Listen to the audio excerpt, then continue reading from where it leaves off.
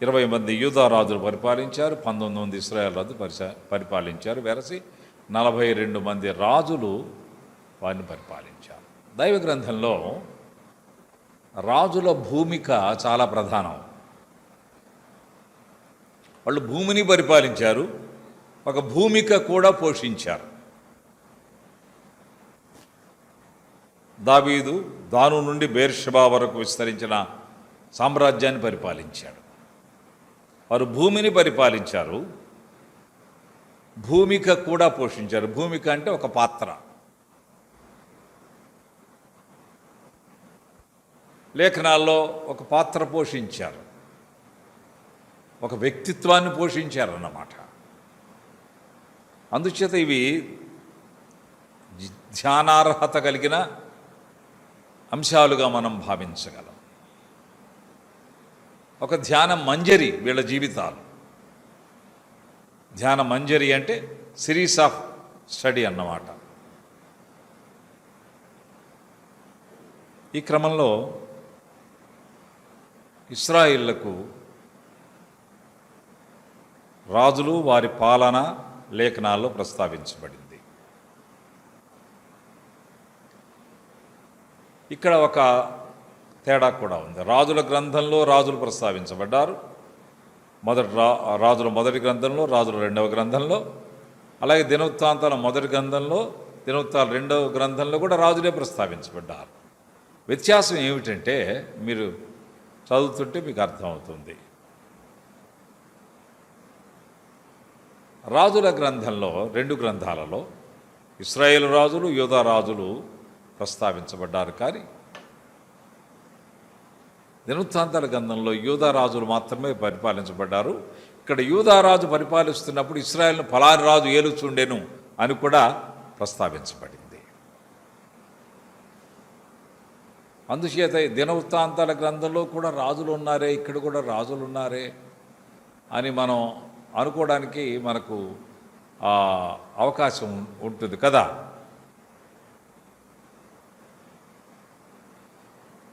నేను ఎప్పుడు అనుకోలేదండి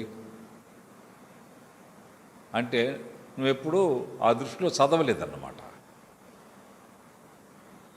ఈ విధంగా ఈ రెండు గ్రంథాల వ్యత్యాసం ఉంది. ఇది ఇలా ఉండగా 8వ అధ్యాయంలో రాజ ప్రస్తావన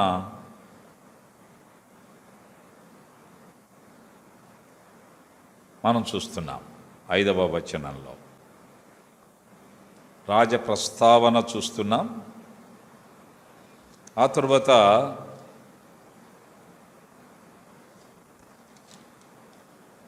13వ అధ్యాయంలో రాజ ప్రస్థానం చూస్తున్నాం. 8వ అధ్యాయంలో రాజ ప్రస్తావన, mention of king.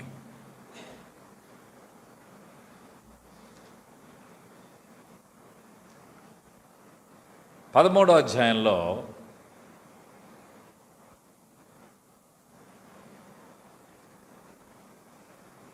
Management of kingship, రాజపాలన మనం చూస్తాం. పాలన ప్రారంభమైన నుంచి సౌలు 30 ఏండ్ల వాడై ఏలన ఆరంభించెను అని 13వ అధ్యాయం మొదటి వచనంలో మనం చూస్తాం. ఇవి టూకీగా మనం ధ్యానించడానికి ఇందులో ఉన్న సంగతులుగా మనం గమనించగలం.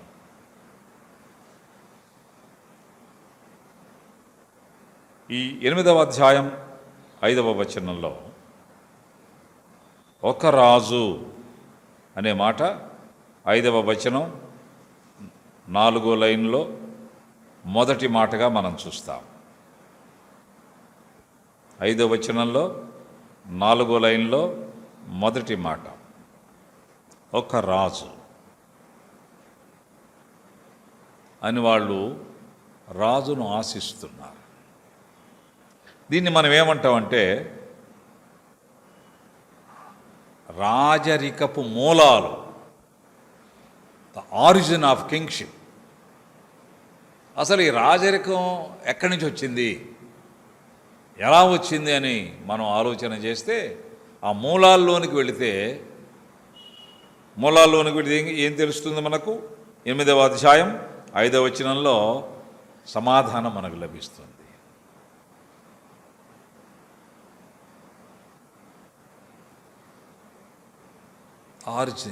ఆరిజిన్ ఆఫ్ కింగ్షిప్, రాజరికపు మూలాలు ప్రస్తావించబడ్డాయి.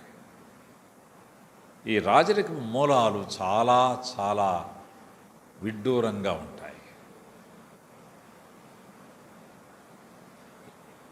అది మనం గమనించదగింది. వాళ్ళు రాజును ఎందుకు కోరుకున్నారు అంటే, కోరుకోవడానికి కారణం ఏమిటి?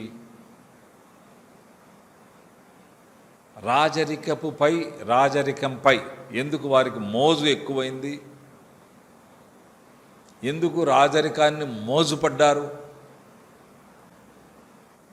అని మనం ప్రశ్నించుకుంటే, ఆ మూలాల్లోనికి వెళితే మనకు వచ్చే సమాధానం ఏమిటంటే 5వ వచనంలో, సకల జనుల మర్యాద చొప్పున మాకు ఒక రాజును నియమింపుము. అకార్డింగ్ టు ది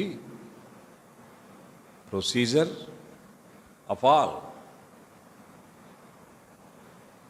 సకల జనుల మర్యాద చొప్పున మాకు ఒక రాజును నియమింపు. ఇక్కడ ఈ ఈ ఈ వాక్య భాగాన్ని మనం విడదీసుకుంటే మనకు అర్థమయ్యేది ఏమిటంటే, కారణం ఏమిటి? రాజును కోరుకునే కారణం ఏమిటండి? కారణం ఏమిటి?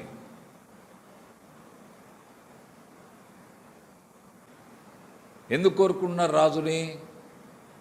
సకల జనుల మర్యాద చొప్పున కోరుకుంటున్నారు. మర్యాద ఏమో సకల జనులది, రాజుని ఎవరివ్వాలి? దేవుడివ్వాలి. ఇది ఎంత విడ్డూరంగా ఉందో చూడండి. మీరు చదువుతుంటే తప్పకుండా మీకు ఆలోచన వస్తుంది.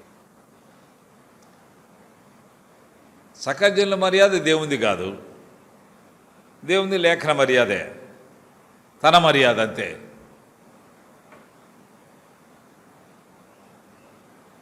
లోకుల మర్యాద వేరు, లోక రక్షకుని మర్యాద వేరు కదా.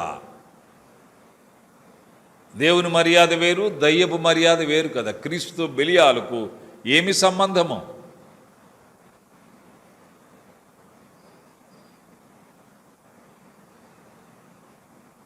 అని పౌలు కొరింథీ సంఘాన్ని హెచ్చరించాడు. ఈ రెండు పొసగని ధృవాలు, దక్షిణ ధ్రువం ఉత్తర ధ్రువం అన్నట్టుగా. మర్యాదేమో లోకానిది, ఎవరు నిర్మించాలి, ఎవరు ఏర్పాటు చేయాలంటే నియమించాలి? దేవుడు. రక్షకుడు, లోకరక్షకుడు లోకానికి ఒక రాజునివ్వాలంట. ఇది వీళ్ళ యొక్క అజెండా చూడండి, ఎంత ట్విస్టింగ్గా ఉందో, ఎంత మెలికగా ఉందో. ఈ మెలిక పెట్టే వాళ్ళని ఏమంటాం మనం? సహజంగా ఏమంటామండి? నేను ఎప్పుడు ఎవరిని ఒక్క మాట కూడా అనలేదండి అంటారా? ఏమంటాం మనం? మెలిక పెట్టేవాళ్ళని ఏమంటామండి? మెలిక మేస్తులు అంటాం.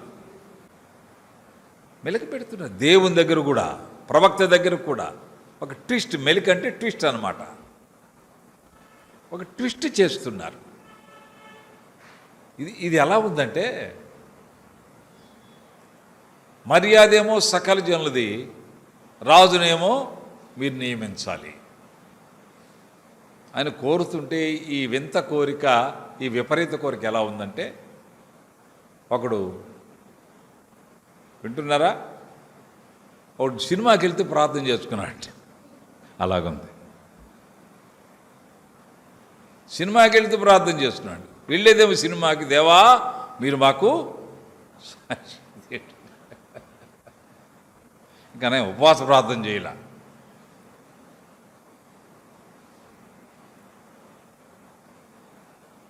చేసేదేమో లోక సంబంధమైన పని, దేవుణ్ణి ఇరికిస్తున్నారు అందులో. దేవుని మనం కూడా లోకంలో చాలాసార్లు ఇవి చేస్తుంటామండి.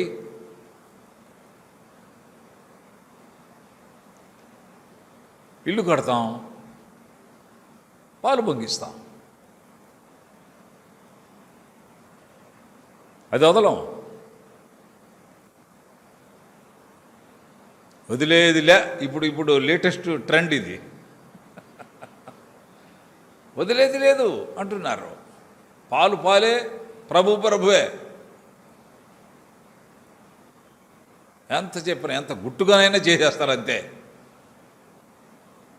ఆ ధైర్యం లేదు, ఆ ధైర్యం లేదు.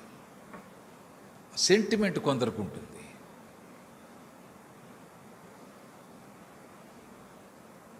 సెంటిమెంట్ అంటే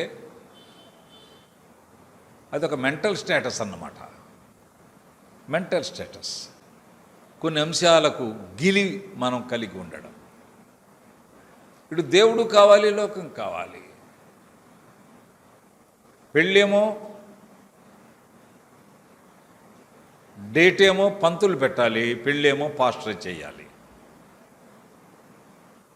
లోక మర్యాద, ఆ తర్వాత నియమించే దేవుడు.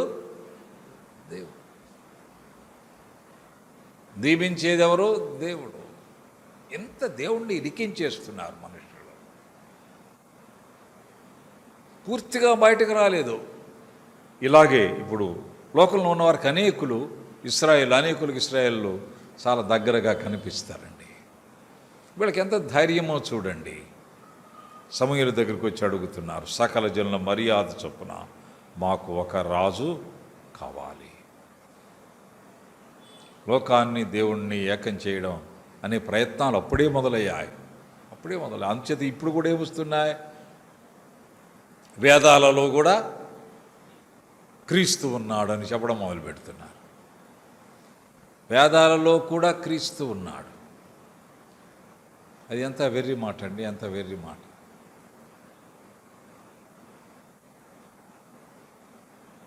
మనం రోడ్డును పోయేవాడిని పిలిచి, ఏమండి ఇటు రండి అని ఒక కుర్రవాడిని పిలిచి, ఒరే మీ నాన్నలో మా నాన్న ఉన్నాడు రా అంటే ఎలా ఉంటుందండి? అసలు వాడి నాన్నలో మీ నాన్న ఎందుకు ఉంటాడు? వాళ్ళ నాన్నే, మీ నాన్నే. కానీ వీళ్ళే ఉంటున్నారు, మీ నాన్నలో మా నాన్న ఉన్నాడయ్యా. సిగ్గుపడద్దా? లోకం ఇష్టపడదు అలా చెప్పడానికి. ఎవరు ఇష్టపడరు ప్రపంచంలో. మా నాన్న ఏం తక్కువ, వాళ్ళు మా నాన్న ఉంటావేంటి? మా నాన్నే. మా నాన్న రక్తం మా నాన్న రక్తమే. ఆడెవడో వాడి నాన్నలో మా నాన్న ఎందుకుంటాడు అని ఊరుకుంటారండి? గొడవైపోద్ది కదా. మనుషులే ఇష్టపడరే. ఎలా చెప్తారండి అది? వేదాలలో క్రీస్తున్నాడు. ఇదే అన్నమాట సకల జనుల మర్యాదను దేవుణ్ణి ఏకం చేయడం. సకల జనుల మర్యాదను దేవుణ్ణి ఏకం చేయడం. ఇది నడుస్తున్న చరిత్ర. ఇప్పుడు ప్రజెంట్ ట్రెండ్ అండి ఇది. Present trend. ఈ మూలాల్లోనికి వెళితే ఇది మనకు కనిపిస్తుంది. రాజు ఎలా రావాలి? దేవుడు ఇవ్వాలి. దేవా మాకు ఒక రాజునివ్వండి అని అడిగితే ఇవ్వడండి దేవుడు. ఒక రాజునివ్వమని చెప్పండి సమూయేలు గారు అని సమూయేలుని అడగొచ్చుగా. వీళ్ళు సకల మర్యాదనేమో పట్టుకొచ్చారు. పట్టుకొచ్చి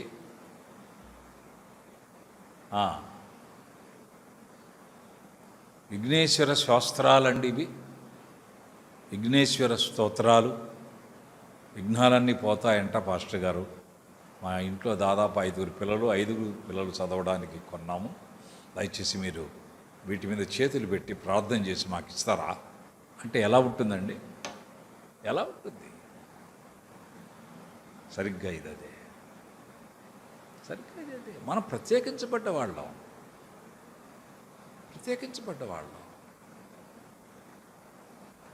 ప్రత్యేకంగా జీవించాలి. వారిలో మీరు ప్రత్యేకంగా ఉండుడి. అని ఇశ్రాయేలుకు దేవుడు చెప్పాడు, నేను మీ మధ్య నివసిస్తాను అని. అది మనం గత ధ్యానాల్లో కూడా చూచాం. కనుక మూలాల్లోనికి వెళితే ఏమిటంట, సకల జన మర్యాద దేవుణ్ణి కలిపి ఒక శంకర రాజును తెచ్చుకుంటున్నారు వాళ్ళు. శంకర రాజు అంటే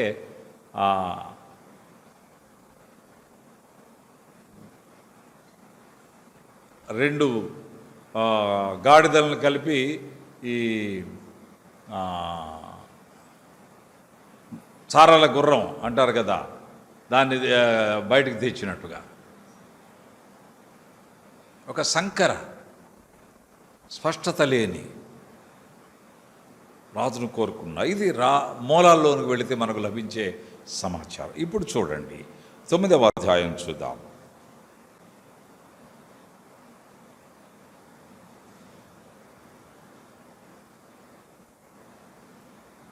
9వ అధ్యాయంలో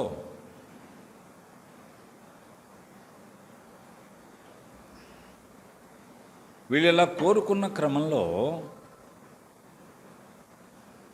వాళ్ళకు లభించింది స్వేచ్ఛ కాదు, వాళ్ళకు లభించింది బానిసత్వం. వాళ్ళకు లభించింది బానిసత్వం. ప్రభు మనల్ని ఏం చేశాడు? యోహాను సువార్తలో ఆ మాట నేను మీకు జ్ఞాపకం చేస్తాను. ప్రభువే స్వయంగా ఈ సంగతి మనకు తెలియచేశాడు. ఇశ్రాయేలుకు శిష్యులకు కూడా ఆయన తెలియజేశాడు. ఏమని తెలియజేశాడు అంటే, మీరు కుమారుని, చూడండి 36వ వచనం 8వ అధ్యాయం, కుమారుడు మిమ్మును స్వతంత్రులుగా చేసినట్లా మీరు నిజముగా స్వతంత్రులై ఉందరు.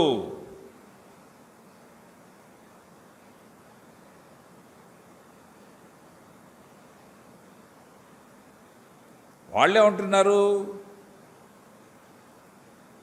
మేము ఎన్నడూ ఎవనికి దాసునై ఉండలేదే. 33వ వచనంలో 8:33, మేము ఎన్నడూ ఎవనికి దాసులమై ఉండలేదే, మీరు స్వతంత్రులుగా చేయబడుతున్న ఎలా చెప్పుచున్నావని ఆయనతో అనిరి. అందుకు యేసు, పాపం చేయి ప్రతివాడు పాపమునకు దాసుడు. అదండి 8:33లో ఆ మాటలు మనం చదువుతున్నాం. 34లో పాపానికి మీరు దాసులు, స్వేచ్ఛ కాదు.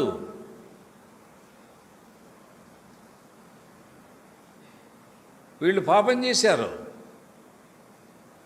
దేవుని పరిశుద్ధత, దేవుని ఆధిపత్యం, సార్వభౌమ అధికారం ఆ వలయం నుండి బయటకు వచ్చేస్తున్నారు. అది స్వేచ్ఛ అనుకున్నారు, అది స్వేచ్ఛ అనుకుంటున్నారు.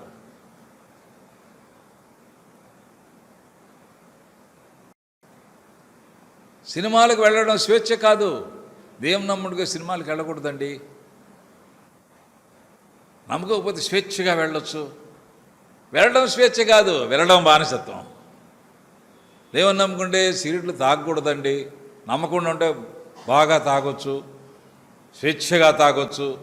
అది స్వేచ్ఛ కాదు, అది బానిసత్వం.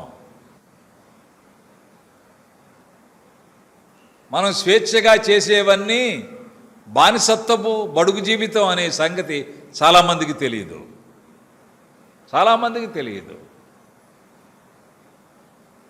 అది స్వేచ్ఛ అనుకుంటున్నారు.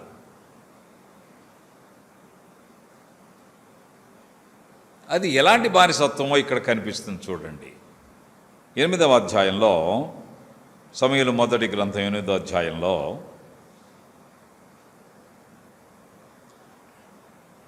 11వ వచనం చూడండి. ఇలాగు చెప్పాను, మిమ్మల్ని ఏలబోవరాజు ఎట్టువాడవును అనగా, అతడు మీ కుమారులను పట్టుకొని తన రథములను తోలుటకును తన గుర్రములను కాయుటకును వారిని ఉంచుకొనును. బానిసత్వం ప్రారంభమైంది. రాజు కావాలని కేకలు వేశారు, రాజును తెచ్చుకున్నారు.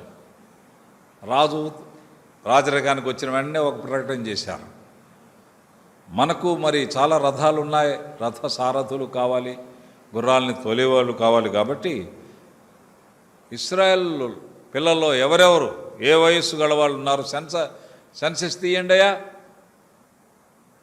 అని వాళ్ళందరి పేర్లు నమోదు చేసుకున్నారు. ఆధార్ కార్డులు నంబర్ కొట్టేటప్పటికి వాళ్ళ వయసుతో పాటు అన్నీ బయటకు వచ్చాయి.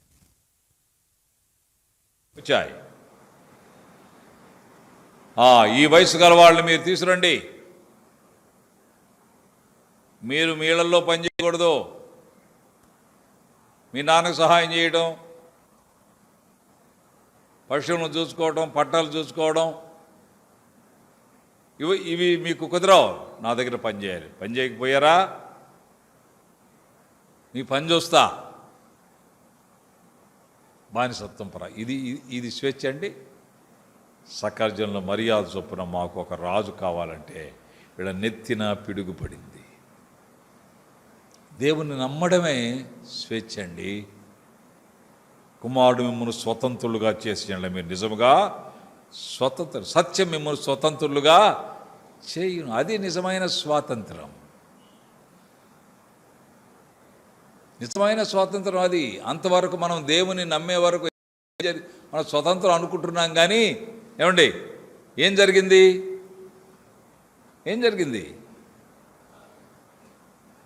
స్వాతంత్రం బంధించబడింది. మన దగ్గర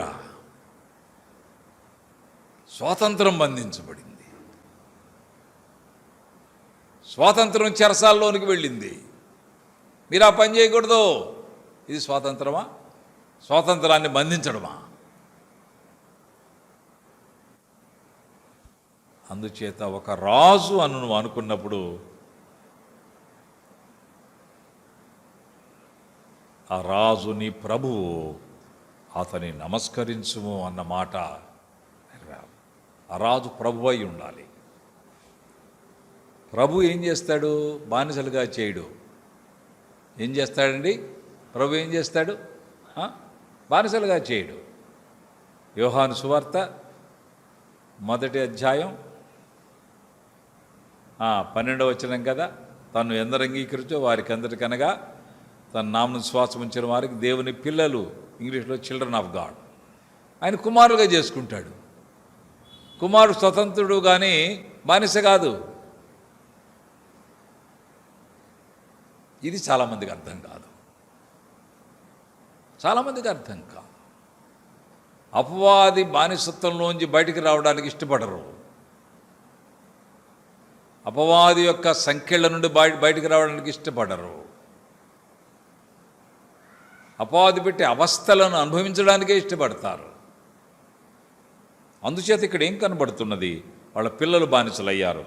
తర్వాత చూడండి 12వ వచనంలో, కొందరు అతని రథముల ముందర పరిగెత్తుదురు. ఏం చేయాలంటే వీళ్ళు ఏమండి, రాజాధిరాజా రాజమార్తాండ సౌలు రాజా జయహో జయహో అని కేకలు వేసుకుంటూ వెళ్ళాలి. ఎంత ఘోరం అండి! ఏం మిగిలింది వీళ్ళకి? అదే దేవుని దగ్గర ఉంటే ఏం జరుగుండేది? దేవునికి స్తోత్రము గానము చేయుటయే మంచిది. ఇది ఎంత చక్కగా పాడుకునేవాళ్ళు, ఎంత హాయిగా పాడుకునేవాళ్ళు. ఇది పోయింది ఇప్పుడు. రాజాధిరాజా రాజమార్తాండ బహుపరాక్ బహుపరాక్ అని బానిసల్లాగా ఆయన పల్లకి మోసేవాళ్ళు ఒకళ్ళైతే అరిచేవాళ్ళు మరొకళ్ళు.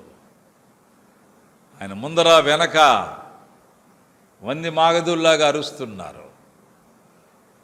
ఎంత నీచానికి దిగజారండి. అందుకనే ఒక సామెత వచ్చింది, కరటక దమనకులు అనే పరవస్తు సూర్యుని రాసిన మిత్ర ఆ భేదం అనే పుస్తకంలో ఆయన రాశాడు, నీచం కంటే మరణం మేలు.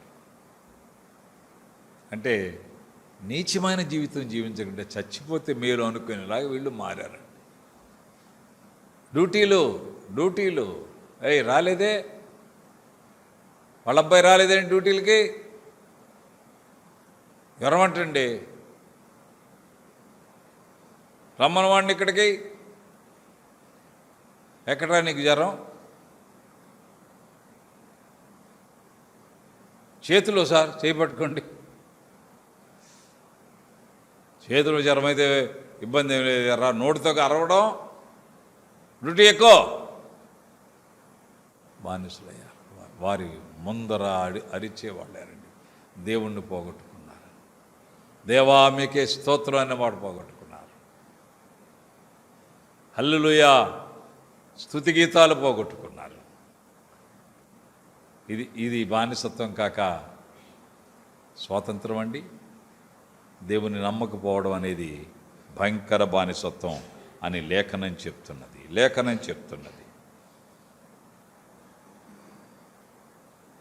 12వ వచనంలో, తన భూములను దున్నుటకు వారి పంటను కోయుటకును, తన యుద్ధాయుధములను తన రథముల సామాన్లు మోయుటకును వారిని ఏర్పరచుకొను. మోత కార్మికులయ్యారు. Casual labour. ఆ రాజుగారి గేటు ముందు నిలబడాలి. మొదటి 10 మంది రండిరా, మొదటి 10 మంది, ఇడేవాడు 11వాడు వచ్చాడు, వెళ్ళా 10 మందిగా చెప్పింది, 10 లోపలికి వెళ్ళండి. ఆ మేస్త్రి ఏం చేస్తాడు, మీరిద్దరు అటు వెళ్ళండిరా, మీరిద్దరు ఇటు వెళ్ళండిరా. నేను ఆంధ్ర సిమెంట్స్లో షిఫ్ట్ సూపరింటెండెంట్గా చేశాను, షిఫ్ట్ ఇన్ఛార్జ్గా చేశాను. పని వాళ్ళను నేను పురమాయించాలి పనులకి. కొంతమంది అప్పుడు ఆడవాళ్ళు కూడా పనిచేసేవాళ్ళు, వయసు వచ్చినా కూడా వాళ్ళు ఇంకా రిటైర్ కాలేగా పనిచేసేవాళ్ళు. ఏమ్మా ఎంతమంది వచ్చారు? మేము 5గురు వచ్చామయ్యా. ఎక్కడికి వెళ్ళాలని చెప్పాడు సివిల్ ఇంజనీర్, మీకు ఎక్కడికి వెళ్ళాలని చెప్పారు? అయ్యా ఈరోజు మమ్మల్ని శవానికి అప్పచెప్పారయ్యా అన్నారు. శవానికి అప్పచెప్పడం ఏమిటి? శవానికి అప్పచెప్పడం ఏమిటి అంటే వీళ్ళకి నోరు తిరగదు కదా. వీడి చేత పని చేయించేవాడు బీహారోడు, చౌహాన్ వాడి పేరు, చౌహాన్. అయితే వీళ్ళేం చెప్పండి, శవానికి అప్పచెప్పు. మేము అడిగామయ్యా, శవానికి అప్పచెప్తే అతని దగ్గర లైట్ పని ఉంటుంది. వీళ్ళు కూడా శవానికి అప్పచెప్పబడ్డారండి ఇశ్రాయేలీలు. ఎంత విచారం ప్రియులారా, ఎంత విచారం అండి. దేవుని నమ్మడం ఘనమైందండి. It's a great thing. అది రాజరికం. రాజును కోరుకోవడం కాదు, ఏమండి, రాజును కోరుకోవడం కాదు. ఏమిటి మరి? రాజును కోరుకోవడం కాదు. మీ దగ్గరకు ఆ పాయింట్ వచ్చేదాకా నేను చెప్తూనే ఉంటా. రాజును కోరుకోవడం కాదు. ఏమిటది? ఏమిటి? రాజును కోరుకోవడం కాదు, రాజుగా ఉండడం. దేవుని నమ్మడం అంటే రాజుగా ఉండడం.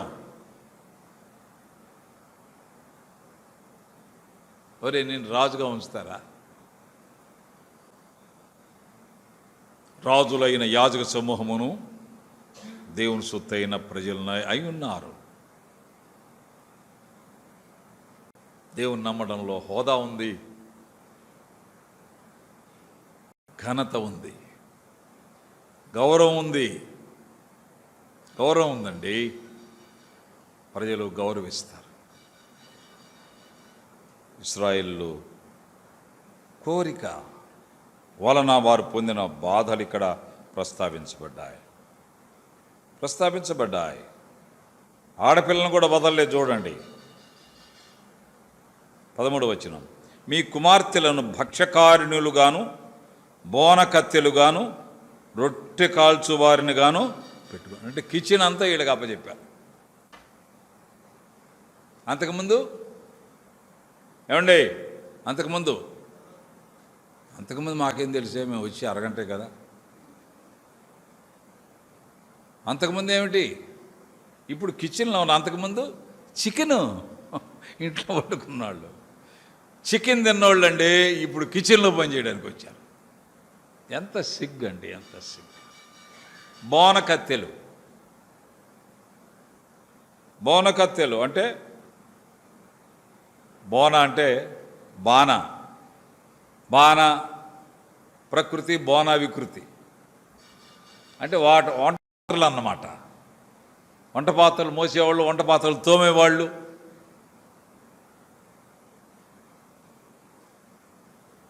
వంట పాత్రలు కడిగి శుభ్రం చేసేవాళ్ళు, ఇంకా రొట్టెలు కాల్చేవారిగా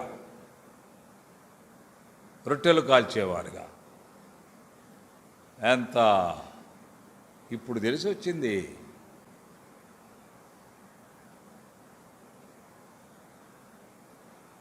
ఎంత దేవుణ్ణి కోల్పోవడం ద్వారా ఎంత నష్టపోయారు. నా తండ్రి ఇంట అనేక మంది కూలివాండ్రకు అన్నము సమృద్ధిగా ఉన్నది, నేనైతే ఇక్కడ ఆకలికి చచ్చిపోవచ్చు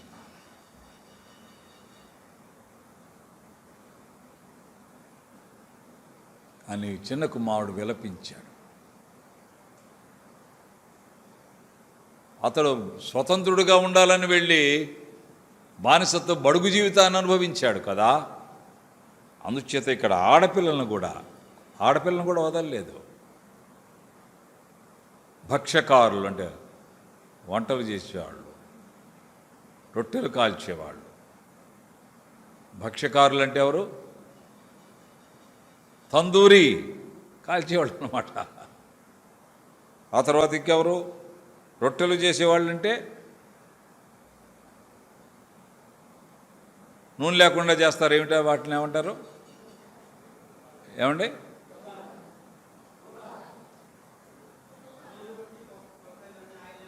ఆయిల్ లేకుండా కాల్చేయి, వాటిని కాలుస్తున్నారు. వీళ్ళు ఎంత దిగజారారో. ఇప్పుడు దేవుడు కూడా ఇలాగన్నాడు. అంతేకాదు, చివరిగా చూడండి ఇక్కడ, మీ దాసులను పనికత్తెలను మీ పశువుల్లోను గార్ధవంలోను శ్రేష్టమైన వాటిని పట్టుకొని తన పని కొరకు ఉంచుకొనును. పశువుల మీద కూడా పడిందండి ఈ ప్రభావం. అరే, మీ పశువులు కూడా తీసుకురండి, రాజుగారికి పాలు కావాలంట, వాళ్ళ పిల్లలకి పాలు కావాలి,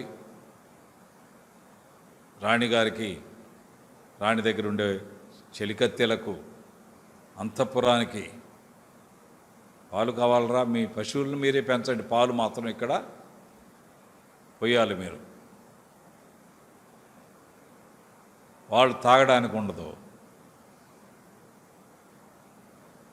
లోక మర్యాద చొప్పున రాజును కోరుకున్నారు, రోజు కష్టపడుతున్నారు.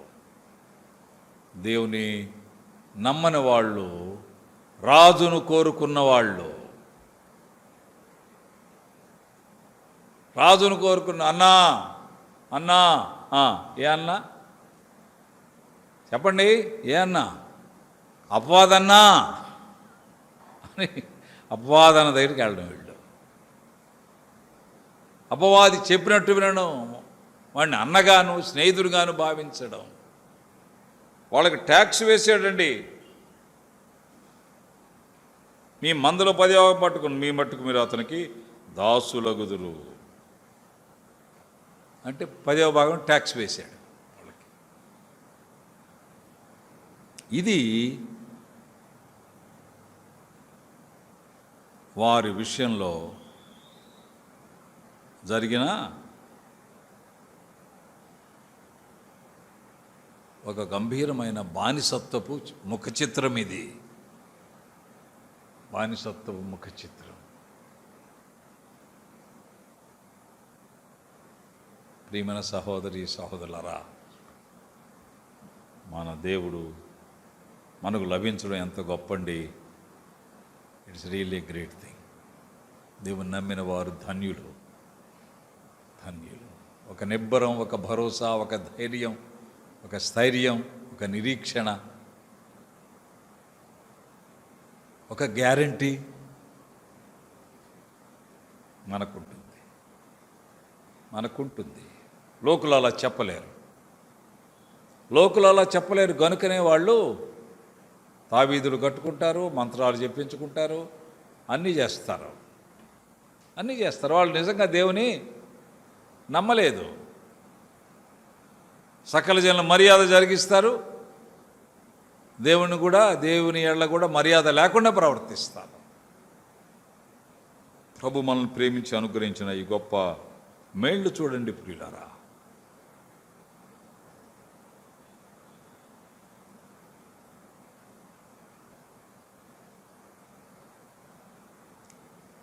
ఈ 8వ అధ్యాయంలో మనకు కనిపించే సంగతి ఏమంటే రాజరికపు మూలాలు, ద ఆరిజిన్ ఆఫ్ కింగ్షిప్.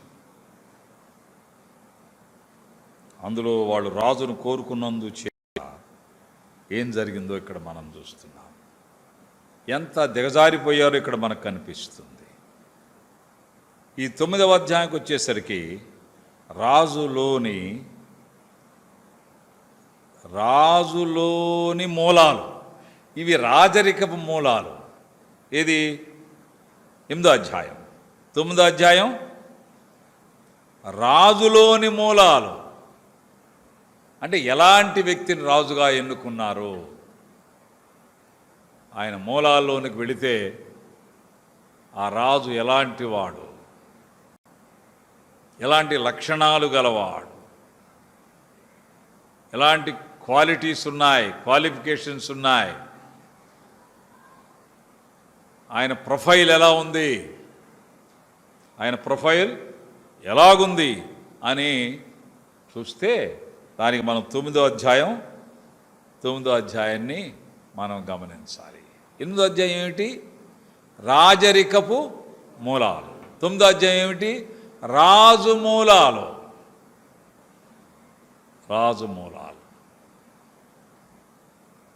అవి అందులో మనకు ప్రస్తావించబడ్డాయి.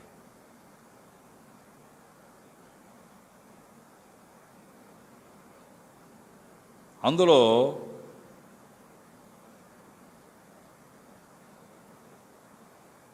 మనం గమనిస్తే మొదటి వచనంలో భాగ్యవంతుడు అనే మాట ఉంది. అంటే మంచి ధనిక కుటుంబంలోంచి, అమిత్ షా కుటుంబంలోంచి తెచ్చుకున్నారండి. అలాంటి ధనవంతుని కుటుంబంలో తెచ్చుకున్నారు. రెండవ వచనంలో, మొదటి వచనంలో ఐశ్వర్యవంతుడు, 2వ వచనంలో అందగాడు, బహు సౌందర్యము గల యవనుడు. అందగాడు, సుందరుడు 2వ వచనంలో. 3వ వచనంలో గాడిదలను అన్వేషిస్తున్నాడు, అణుకువ గలవాడు.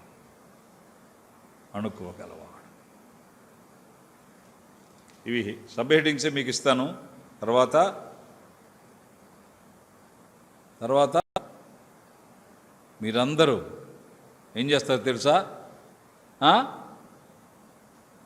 తెలుసా? ఇంటికి వెళ్తారు. బాబు ఏదో పెడుతున్నారు అవన్నీ ఎత్తి మీద. ఈరోజు అప్పటికే అనుకున్నా అసలు బయలుదేరదు ఎందుకులే అని ఇంటి దగ్గర. అప్పటికి నాకు దేవుడు ఇచ్చాడు తలంపు, కూటమి అనుకోమని. అప్పటికి దేవుడు నాకు తలంపు ఇచ్చాడు, ఈరోజు సాగదీస్తాడా అని. అలా అనుకున్నారా? కాదు. చెప్పండి. 1 ఐశ్వర్యవంతుడు, 2 అందగాడు, 3 అణుకోగలవాడు. అంటగా మొదటి వచనం, 2వ వచనం, 3వ వచనం. 10వ అధ్యాయం చూడండి. 10వ అధ్యాయం మొదటి వచనంలో యెహోవా నిన్ను అభిషేకించబడినవాడు.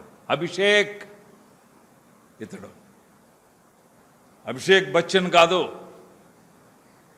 అభిషేక్. ఈ లక్షణాలు ఉన్నాయండి కోరుకున్నప్పుడు. ఈ లక్షణాలు ఆయన నిజంగా ప్రయోజనకరంగా ఉన్నాయా లేదా అని మీరు తెలుసుకోవాలి అంటే తప్పకుండా మీరు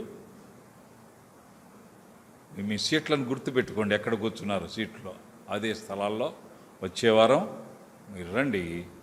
ఈ 4 లక్షణాలులో ఎన్ని విలక్షణాలు ఉన్నాయో తనలో అవి మనం చూస్తాం. ఒకటి రాజరికపు మూలాలు, తర్వాత రాజు మూలాలు. రాజు మూలాల్లోనికి వెళదాం. రాజు యొక్క మూల వెతుకుదాం, దర్యాప్తు చేద్దాం. విశేషమైన సంగతులు రేపు మనకు దేవుడు మన దృష్టికి తెచ్చునుగాక. ఆమేన్. ప్రార్థన. ప్రేమగల తండ్రి, కృపగల దేవా, మహోన్నతుడా, మహాఘనుడా, మా రక్షక, మీ పాదాలకు వందనాలు, స్తోత్రాలు, స్తుతులు చెల్లిస్తున్నాం. ప్రేమించి మాకు అనుగ్రహించిన మీ లేఖనాలను బట్టి వందనాలు. ఆలకించాం, ఆరగించాం, ఆరాయించుకోవడానికి మాకు సహాయం చేయండి. లేఖన జీర్ణశక్తి మాకు ప్రసాదించండి. అజీర్తి కాకుండా ఆరోగ్యకరంగా మీ కొరకు జీవించడానికి మీ సహాయం సమృద్ధిగా అనుగ్రహించండి. మీ దయ దీవెన కోరుతూ యేసు నామంలో ప్రార్థించి వేడుకుంటున్నాం తండ్రి. ఆమేన్. మంచిదండి. అందరికీ వందనాలు.